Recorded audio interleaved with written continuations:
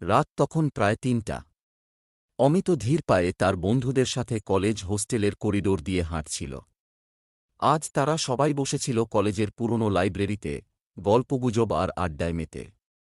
হঠাৎ করেই প্রসঙ্গ ওঠে ফ্যাগের। ফ্যাগ ছিল বছর ২০ আগে এই হোস্টেলের এক ছাত্র, পড়াশোনায় খুব ভালো ছিল, কিন্তু একাকী স্বভাবের।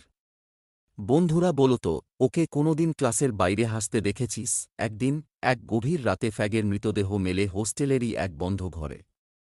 গলায় ছিল দড়ির ফাঁস, পাশে পড়েছিল একটা পুরনো লাইটার আর সিগারেটের প্যাকেট। কেউ বলে আত্মহত্যা, কেউ বলে খুন, কিন্তু আজও কেউ জানে না সত্যিটা। এই গল্প বলতে বলতে ওরা এসে দাঁড়াল সেই পুরনো রুমটার সামনে। দরজাটা এখনও বন্ধ, তালা ঝুলছে। হঠাৎ বাতাসের ঝাপটায় করিডোরের জানালাগুলো কাঁপতে লাগল। রাতের নিস্তব্ধতা ভেঙে উঠল একটা চাপা ফিসফিস আওয়াজ, ফ্যাগ দেবে। অমিত পেছন ফিরে তাকাল।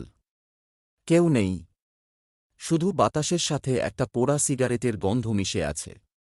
ঠান্ডা স্রোত বয়ে গেল তার শরীর বেয়ে। কেউ কি ফিসফিস করে কিছু বলল? নাকি এটা তার কল্পনা? বন্ধুরা চুপচাপ দাঁড়িয়ে, কারও মুখে কোনো কথা নেই।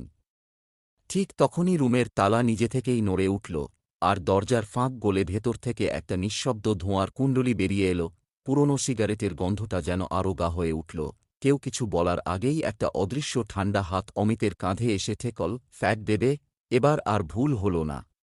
ভয় আর চিৎকার একসঙ্গে আটকে গেল গলার ভেতর। রুমের ভেতর থেকে একটা অন্ধকার ছায়া ধীরে ধীরে বেরিয়ে আসতে লাগল। হাতটা ধোঁয়ার মতো ঘুরে বেড়াচ্ছে, যেন কিছু খুঁজছে। অমিত আর তার বন্ধুরা দৌড় লাগাল। পেছন থেকে কেবল একটাই শব্দ ভেসে এল, ফ্যাগ দেবে। আপনি যদি আমাদের চ্যানেলে নতুন হয়ে থাকেন, চ্যানেলটি অবশ্যই সাবস্ক্রাইব করবেন।